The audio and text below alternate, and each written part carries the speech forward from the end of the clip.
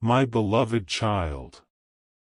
At 12:16 last night, your soulmate did something they had promised themselves they would never do again. They wrote your name. Not in a message.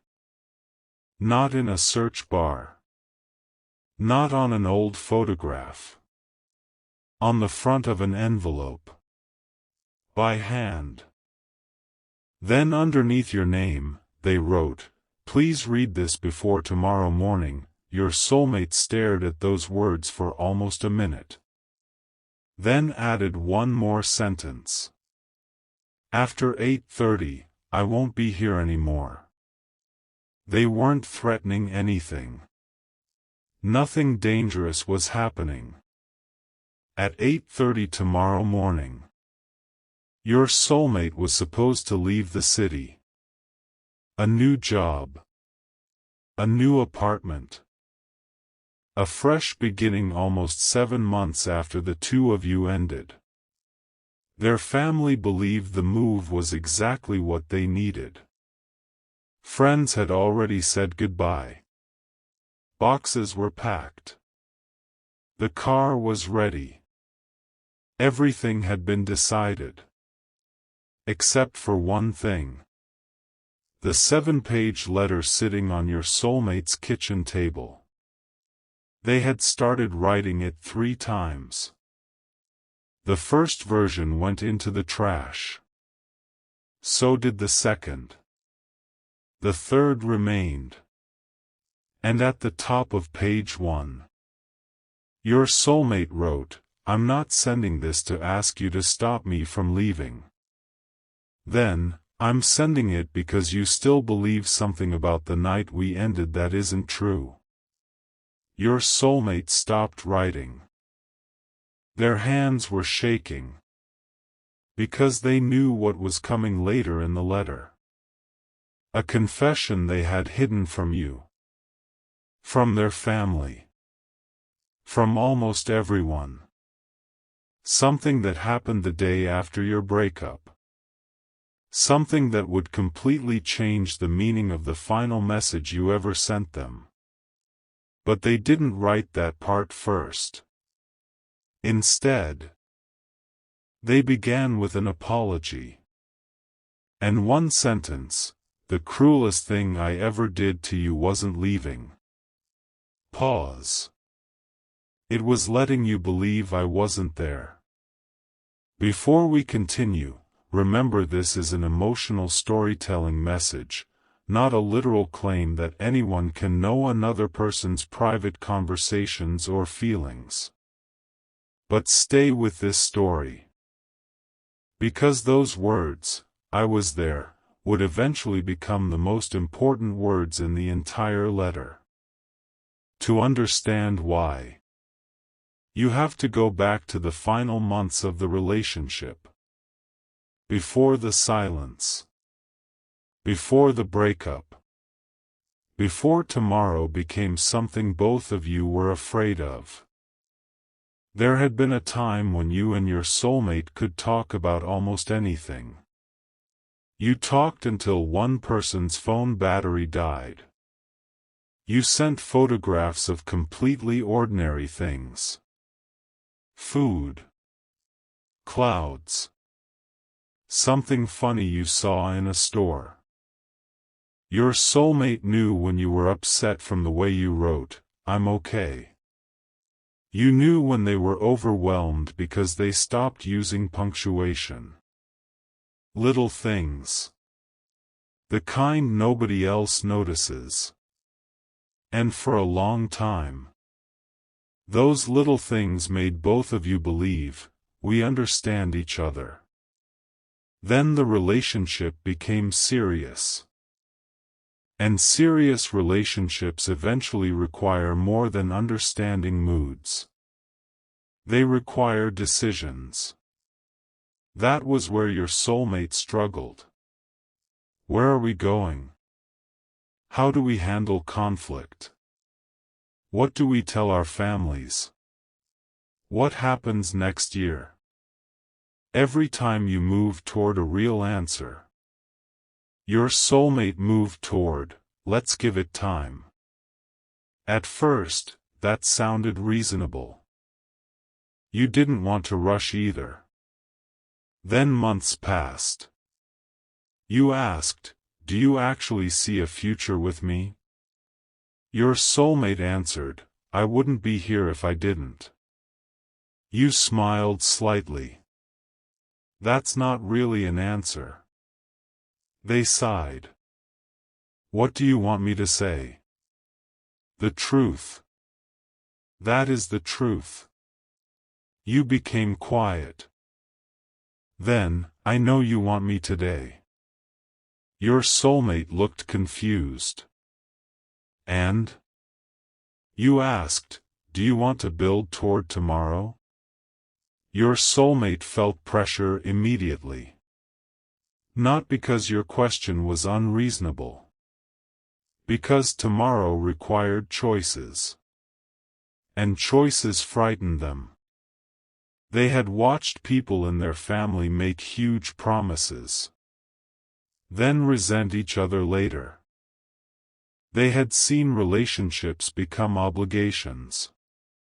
So your soulmate had quietly developed a rule: don't promise what you cannot guarantee. The problem? Nobody can guarantee a relationship. You weren't asking for certainty. But your soulmate kept hearing your questions as demands for it. One night, you finally said, "I think we're arguing about two completely different things." What do you mean? I ask whether you're willing. You answer whether you're certain. Your soulmate stared at you. You continued, "Those aren't the same thing." That sentence stayed with them. But the pattern didn't disappear. Then another problem developed. Whenever your soulmate became overwhelmed, they went quiet. Sometimes for a few hours. Sometimes until the next day. You hated it. Not because you needed constant attention. Because you never knew what the silence meant. One evening you sent, "Are we okay?" No answer. An hour later, "I don't need to talk right now. I just need to know we're okay." Still nothing. The next morning your soulmate finally replied, "Sorry. I shut down." You stared at the phone. Then asked, "Were you thinking about leaving?" Their answer, "No." You typed, "Then please tell me that next time." Your soulmate said, "I will." They meant it. They genuinely did. But weeks later, it happened again. You brought up something difficult. Your soulmate became quiet. Then disappeared emotionally. And each time, something inside you changed. You started speaking less. Not because you had nothing to say. Because every honest conversation came with a risk. What if this question makes them shut down? What if this need feels like pressure? What if asking where we stand pushes them further away?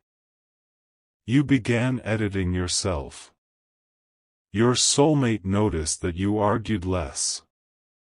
They thought things were improving. They weren't. One night, you sat across from your friend Sophie and said, "I don't know how much longer I can keep doing this." Sophie asked, "Do you want to leave?" You immediately shook your head. "No." Then, "I want them." Pause. "I just don't want to keep being the only person dragging us toward every difficult conversation." Sophie asked, "Have you told them that?" You almost laughed. "So many times." Then, "I don't need them to know we're forever." I need them to act like tomorrow is something we're allowed to discuss. You didn't know something important. Someone had walked past just before that conversation ended. Someone who knew your soulmate. Their cousin, Michael. He didn't hear everything. Only one sentence: I don't know how much longer I can keep doing this. Michael never confronted you. He didn't deliberately interfere. But 2 days later, your soulmate called him after another argument. Your soulmate was exhausted. Michael said, "Can I be honest? Yeah. I saw them with Sophie." Your soulmate became quiet. When? A few nights ago. And? Michael hesitated. Then, I heard them say they don't know how much longer they can keep doing this. Your soulmate's stomach dropped. What exactly did they say? That. Anything else? I walked away. That should have been the end of it. Your soulmate should have called you. Asked. Instead, fear began filling the missing words. Maybe you're already done. Maybe you've been pretending. Maybe every future conversation isn't about building together. Maybe you're preparing to leave. The next time you asked, "Can we talk about us?" your soulmate was already frightened. They replied, "What is there to talk about?" Your face changed. A lot. They said, "Sometimes I think no matter what I do, you're unhappy." You stared at them. Where is this coming from? Nowhere. There. Again. Nowhere. Your soulmate had information. But didn't tell you. You asked, "Did someone say something?" No, that was the first lie. Small. But important. You continued, "I feel like you're suddenly angry with me for something I don't know I did." Your soulmate answered, "I'm not angry." Then what? They couldn't say, "I'm terrified you're already planning to leave me. So instead, I just need space." You looked down. Your soulmate saw your face. But fear was louder than empathy in that moment. You said, "Okay." And for the first time, you didn't chase them into the space. Your soulmate noticed. A day passed. Then 2. You didn't send the usual, "Are you okay?" That scared them even more. They thought, Michael was right. They're done. You thought, if they want me, they know where I am. Both of you waited. Both interpreted the waiting as evidence. Then came the argument that ended everything. Your soulmate finally called. You answered. Their first question was, "Do you even still want this?" You were stunned. What? Just answer. Yes. Immediate. Your soulmate's face softened for half a second. Then fear returned. Then why did you tell Sophie you couldn't keep doing this? Everything clicked. You became completely still. Who told you that? Does it matter? Yes. Michael heard you. You closed your eyes. Then, he heard one sentence. What else was there? You looked at your soulmate. Everything. Then you explained. You said, I told Sophie I wanted you. I told her I didn't want to leave. I said I was exhausted from feeling like every hard conversation belonged to me. Your soulmate looked ashamed. But then their fear turned defensive. How was I supposed to know? You stared at them. You could have asked me before treating me like I'd already answered. Silence. Your soulmate said, I am asking. No, you shook your head. You're confronting me after 2 days of acting different. That isn't the same thing. Your soulmate felt trapped. Ashamed. Scared. And when people feel cornered, sometimes they say the sentence that does the most damage. Your soulmate said, maybe this relationship shouldn't be this hard. Your eyes filled. They regretted it instantly. But you asked, is that what you think? Your soulmate didn't know. They wanted to say, no. I am scared. I love you. I don't know how to do this better. Instead they said, maybe we're not right for each other. Silence. The second the sentence left their mouth, your soulmate wanted it back. You stared at them. Then whispered, okay. Your soulmate panicked. I said maybe. You laughed sadly. I heard you.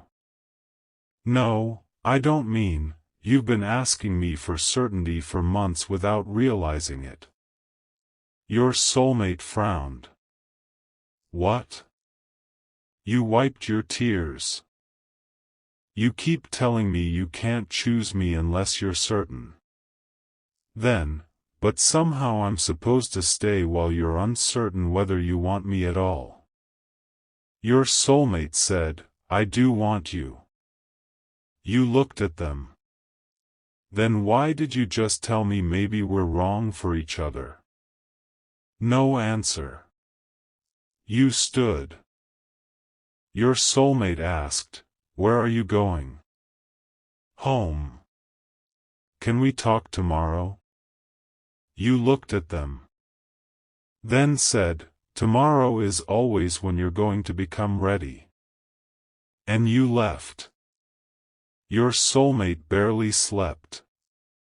By morning, they wanted to call. But pride stopped them. Then fear. Then shame. They told themselves, give it a day. You'll both calm down. At 4:22 that afternoon, a message from you arrived. Not a paragraph. A voice note. 1 minute and 12 seconds. Your soulmate stared at it. Pressed play. Your voice sounded tired. Not angry. You said, I'm not going to keep chasing an answer you don't know how to give me. Your soulmate closed their eyes. Then your voice continued, but I also don't want our last conversation to be something either of us said while we were hurt. Pause. So if you didn't mean what you said, your soulmate stopped breathing. Then, meet me tomorrow at 6 at the place we used to get coffee. Another pause. I will be there until 7. Your voice broke slightly. Then came the words your soulmate would replay for months, if you don't come, I won't contact you again. Pause. Not because I don't love you. Because I need to stop asking you to choose. The message ended. Your soulmate sat staring at the screen. There it was. A clear choice. Tomorrow. 6 o'clock. They could show up. Say, I didn't mean it. I was afraid. Let's figure this out. Or they could stay away. Your soulmate told nobody about the message. Not family. Not Michael. Nobody. The next day. At 5:17 p.m. Your soulmate got into their car. That is the part you never knew. At 5:42. They parked one street away from the cafe. At 5:51. They saw you arrive. You were early. Your soulmate watched you through the window. You chose a table near the back. The same table you used to sit at together. At 6 o'clock. You looked toward the door. Your soulmate was sitting inside their car. 23 steps away. At 6:08. You checked your phone. Your soulmate opened the car door. Then closed it again. At 6:19. They got out. Walked halfway down the sidewalk. Then stopped. Because suddenly, every fear returned. What if I go inside and promise change I can't sustain? What if we restart and hurt each other again? What if they ask me what happens next and I still don't know? What if I walk in simply because I'm terrified of losing them? Your soulmate stood behind a parked car and watched you through the cafe window. You never saw them. At 6:31. You ordered another drink. At 6:44. You looked toward the door again. Your soulmate cried. They almost crossed. Almost. Then they told themselves, if I go in there while I'm this afraid, I'll just repeat everything, so they stayed outside. At 6:58. You picked up your bag. Your soulmate's entire body screamed, go. 2 minutes. Just go. At 7:01. You stood outside the cafe. Looked left. Then right. Your soulmate was around the corner. Close enough to hear the door close behind you. You waited outside for another minute. Then left. Your soulmate watched you walk away. They never called your name. That was the biggest confession. Not that they missed the meeting. They were there, they watched you wait. For months afterward. You believed your soulmate had listened to the voice note and chosen not to come. That was painful enough. The truth was harder. They came. They got within a few steps of you. And fear still won. Your soulmate drove home that night and cried. They almost called. Then thought, what could I possibly say now? Sorry, I watched you wait but couldn't walk through a door. Shame became silence. Silence became a week. A week became a month. And eventually, the truth became too difficult to admit. When family asked what happened, your soulmate said, it ended. Michael asked, did they contact you again? Your soulmate lied. No, second lie. Months passed. You disappeared from their everyday life. Your soulmate tried dating. Stopped. Tried again. Nothing felt right. But they never contacted you. Not because they stopped caring. Because every month made the confession uglier. At 1 month, I should tell them. At 3 months, why didn't I tell them earlier? At 6 months, they'll never forgive me. So your soulmate did what frightened people often do. They created a story they could live with. Maybe leaving it alone is kinder. Then came the job offer. Another city. Better position. Enough distance that your soulmate could finally stop driving past places that reminded them of you. Their family encouraged it. Start over.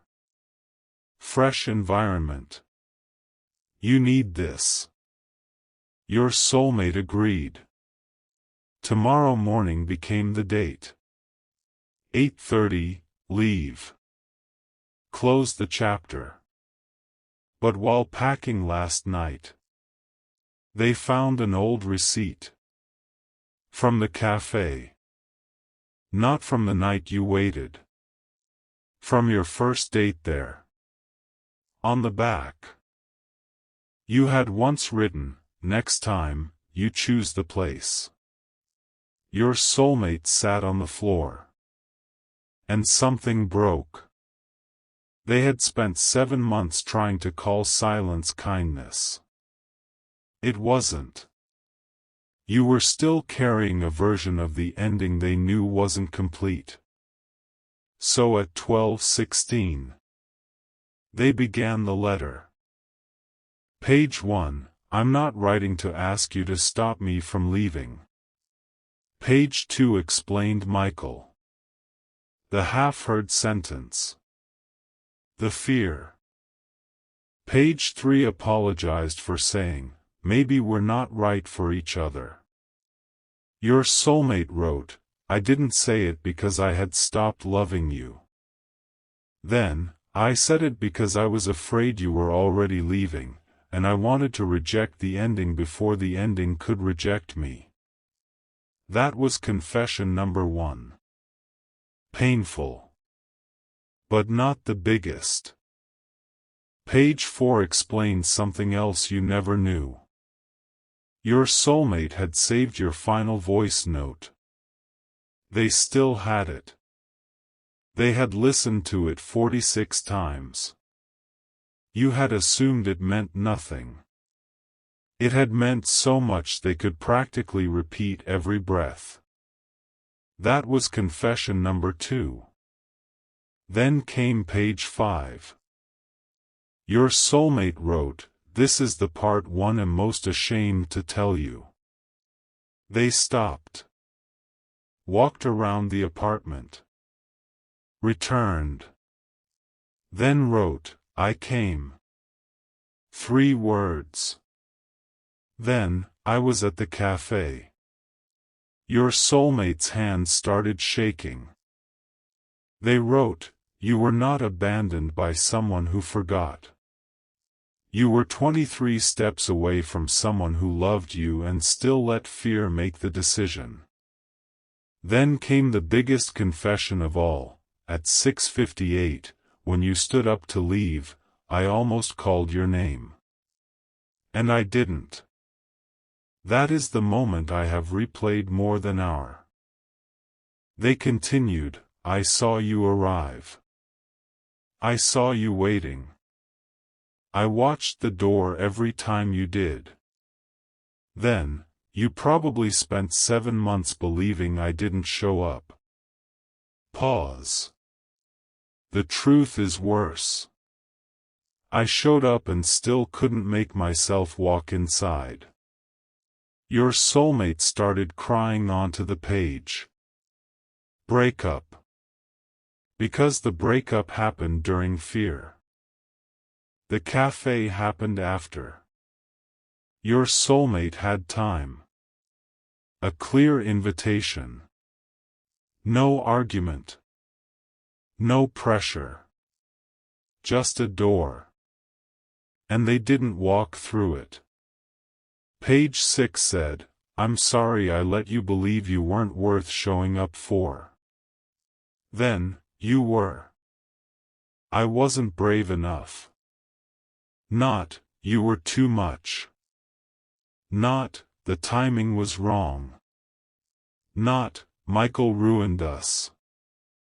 But I couldn't leave this city knowing you still believed I never came." Then one final paragraph, "If the truth changes nothing for you, I will respect that. If you're angry, you have every right. If you never answer, I will understand. Then, but if there is one question you have wanted to ask me for 7 months, I will. No. Specific accountability." Then page 7. The final page. Why before tomorrow? Your soulmate wrote, "At 8:30 tomorrow, I'm leaving. Then, I don't need you to stop me. I don't need you to forgive me before I go. I don't even know whether you still feel anything when you see my name." Pause. Be at the cafe at 7 a.m. tomorrow. This time, I will be inside. Your soulmate folded the letter. Put it inside the envelope. Then called their sister, Grace. Grace was one of the few people who still had a way to reach you. Your soulmate drove to her apartment. It was almost 2 a.m. Grace opened the door wearing pajamas. What happened? Your soulmate handed her the letter. She saw your name. Then, "What is this?" Your soulmate said, "Something I should have said 7 months ago." Grace stared. "Are you asking me to get you two back together?" "No, then what?"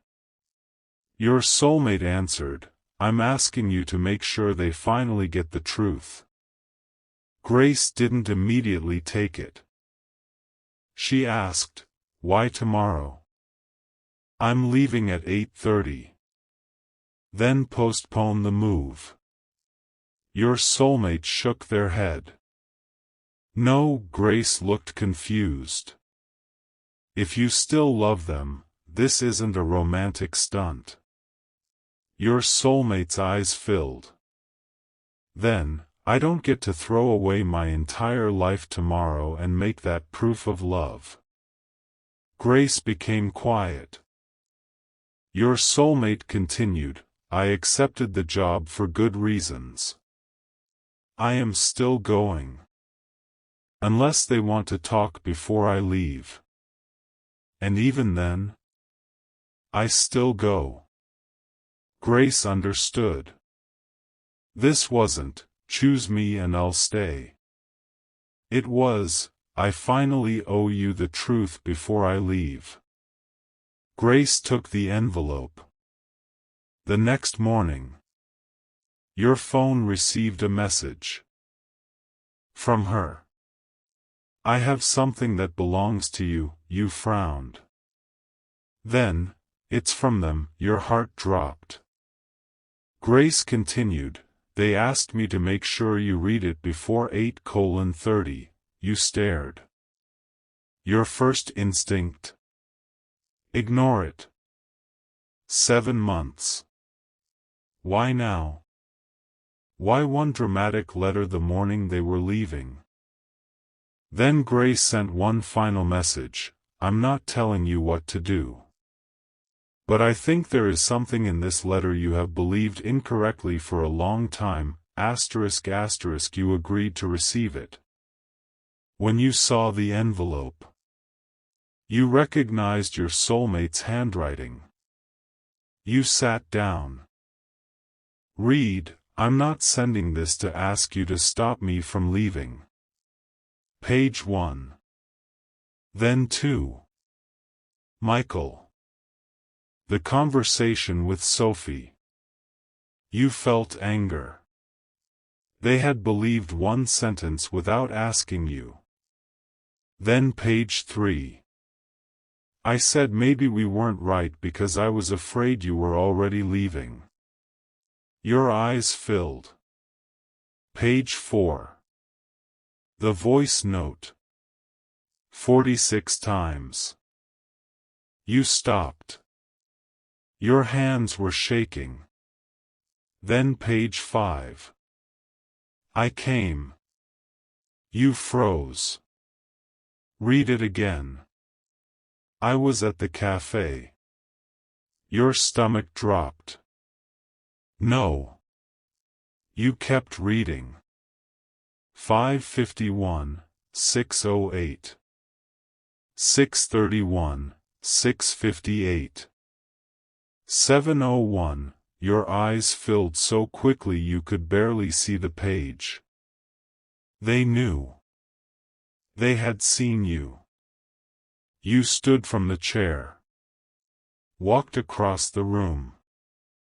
Then returned. You were angry. More angry than you had expected. Because for 7 months, you had occasionally wondered, did they even listen? Did that final voice note matter? Was I really that easy to walk away from? Now the answer wasn't comforting. They had listened. It mattered. And they still didn't walk inside. Then you were 23 steps away from someone who loved you and still let fear make the decision. You cried. Not because it fixed anything. Because finally, the ending made sense. Then you reached the final page. I will be at the cafe at 7 a.m. You checked the time. 6:36, for several seconds. You didn't move. You didn't owe them a meeting. The letter admitted that. You could stay home. Let them leave. Maybe that was healthier. Then another question appeared. One you had asked yourself for months. Why didn't you come? Now you knew the basic answer. Fear. But you wanted to hear them say it looking at you. So at 6:53, the cafe door opened. Your soulmate was already inside. Not in a car. Not around the corner. Inside. They stood when they saw you. Their face changed. You didn't smile. You walked over. Sat down. Then placed page 5 on the table. And asked, "You watched me?" Your soulmate looked down. Yes. How long? The whole time. Your jaw tightened. Why? They didn't answer quickly. Good. Then, because I was scared. You shook your head. I know that part. Then, what were you scared would happen if you walked in? Your soulmate looked directly at you. That you'd believe I was finally ready. You frowned. They continued, and I wasn't. You had asked me to stop disappearing. To communicate. To make decisions. Then, I was terrified I'd walk through that door because losing you scared me enough for one night. Pause. And then 2 weeks later I'd become the exact same person again. You stared. That was brutally honest. You asked, So you decided for me? Their face changed. Yes. There it was. I told myself staying away was kinder. Was it? No, immediate. Then, it was cowardice wearing the clothes of self-awareness. That landed. You looked away. Your soulmate continued, if I truly thought I wasn't ready, I should have walked in and told you. Exactly. I should have said, I love you. I heard your message. I am here. But I still don't know how to do this well. Then, you deserve to decide what to do with the truth. Your eyes filled.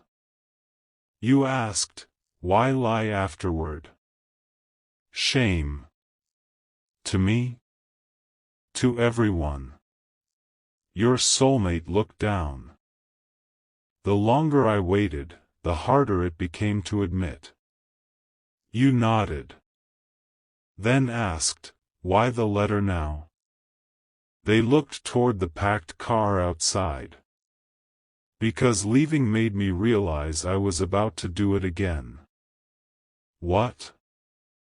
Use distance to avoid an uncomfortable truth.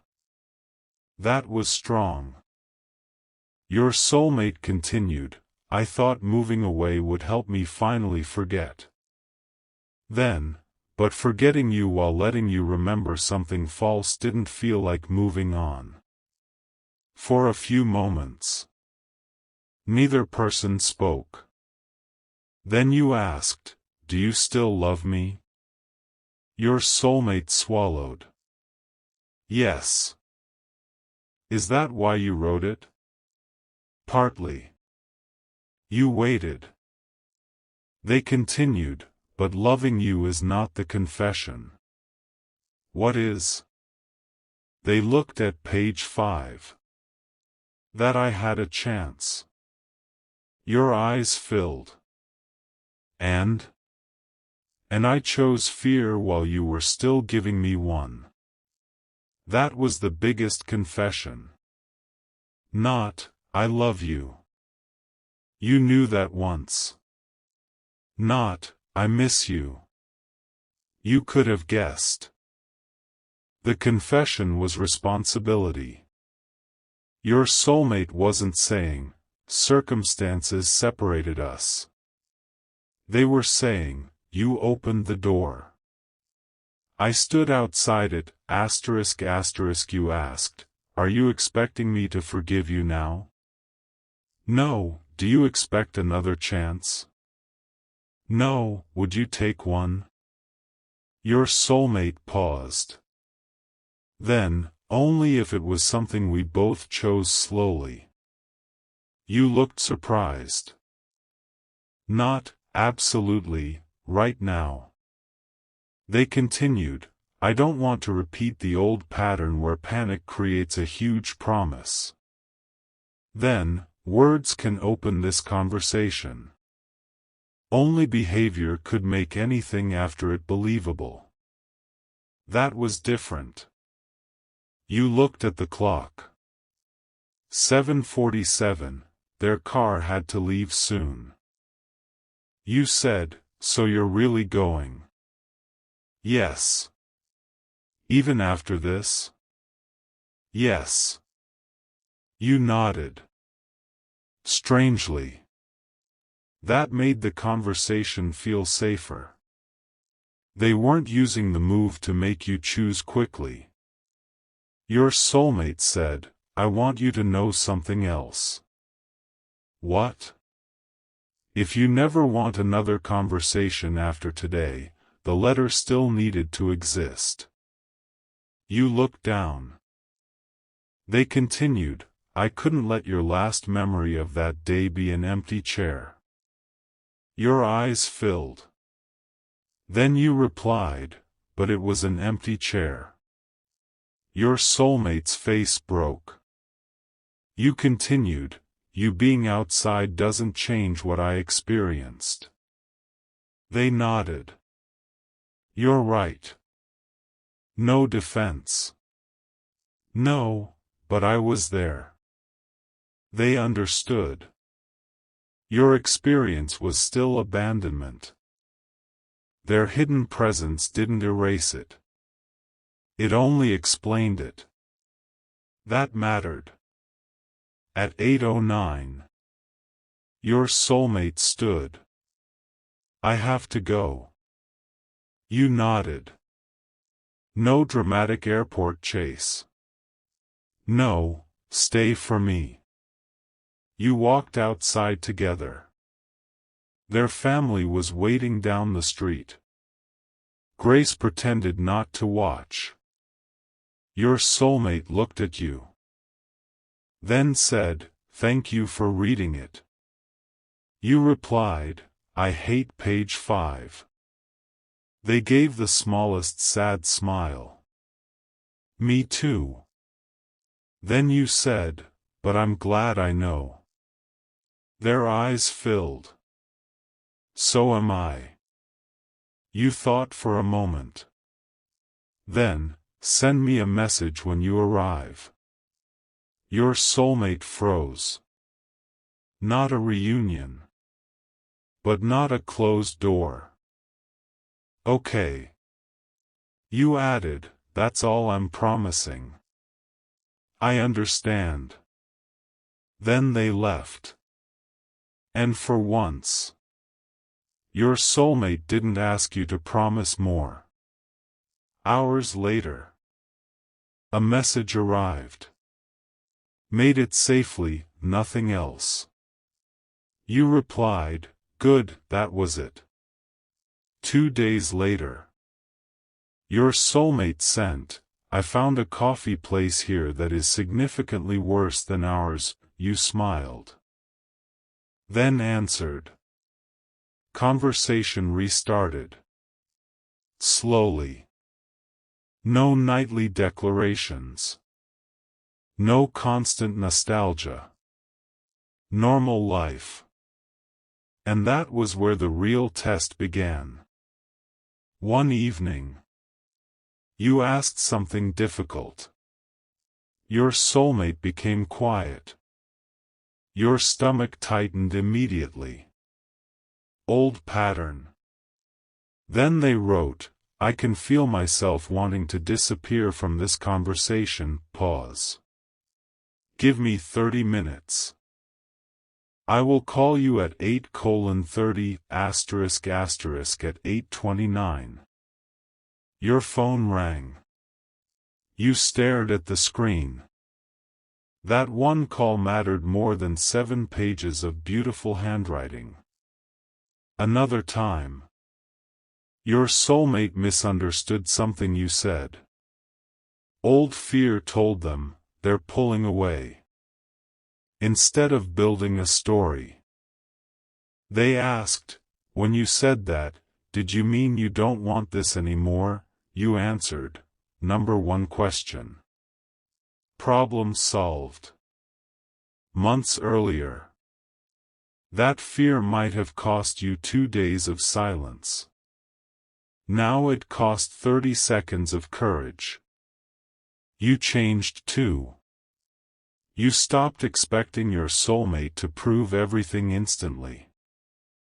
When you felt anxious, you said, "This reminds me of the old pattern," instead of punishing them for something they hadn't done yet. Sometimes they reassured you. Sometimes they needed reassurance too. It wasn't perfect. But it was finally happening in the open. My beloved child. Your soulmate secretly wrote you a love letter. But the most important words inside weren't, "I love you." Those words were almost the easiest part. The biggest confession was much harder. "I came. I saw you. I was close enough to walk through the door. And I still chose fear." 4 months. Your soulmate could blame timing. Miscommunication. Michael hearing one sentence. Your difficult final argument. But the cafe removed every excuse. You had given them a clear opportunity. And they weren't ready. The important difference now? They can finally admit it. Without making you responsible. Without turning their fear into your flaw. Without asking their family to tell them what happened. And without demanding that one emotional confession erase 7 months of consequences. If this story touched your heart, comment, I choose action that matches words. Not as a spell. Not to make somebody write you a letter. As a reminder. A beautiful letter can tell the truth. But it cannot build trust by itself. A confession can reopen a conversation. But ordinary behavior decides whether that conversation deserves to continue. Your soulmate once stood 23 steps away. Loving you. Missing you. Wanting you. And still unable to move. That's why the final truth inside their letter mattered so much. They finally understand something they didn't understand that night. Love isn't measured by how intensely you feel while standing outside the door, sometimes. Love is measured by whether you're willing to walk through it. Tomorrow morning, your soulmate was supposed to leave with one chapter permanently unfinished.